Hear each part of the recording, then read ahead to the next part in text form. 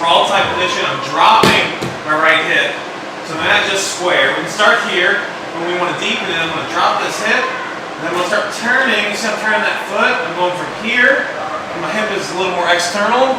Moving it inward here into an internal rotation. And all the while you should be keeping a very good expansive breath here. Guys, when we're in this all-fours position, we're doing the alternate arm and leg. Our key is still to do the 3 to 5 second inhale here.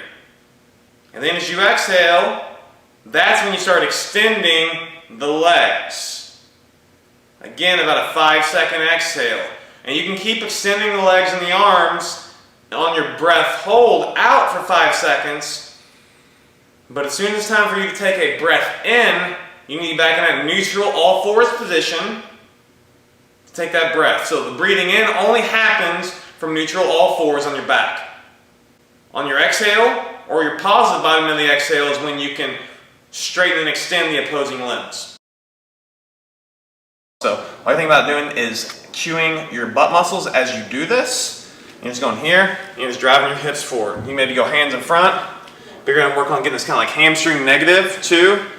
And if you're in the morning like me and your hips, your back, and everything are kind of struggling, this is a good one to start. Notice how feet are planted here.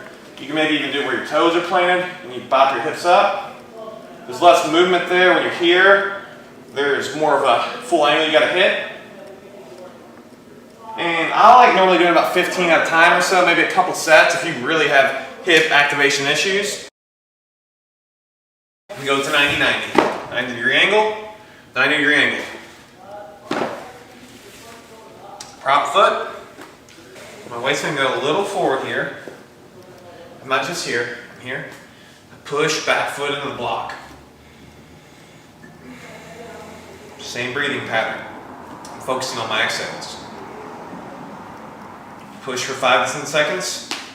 Lift for 5 to 10 seconds. Push for 5 to 10 seconds.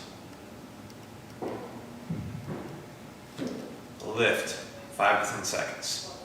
So that was 2 sets. I would do at least 3 sets of those on each side. So just to give you another look, prop, we push, weight's a little forward, and we're on max contraction, guys. I can't emphasize that enough. You're trying to mash that block on the ground, which is why we did the irradiation and the core work there. We lift. We're using strength principles to get our mobility gains. Flexibility is very passive and yielding. Mobility requires intense neural drive.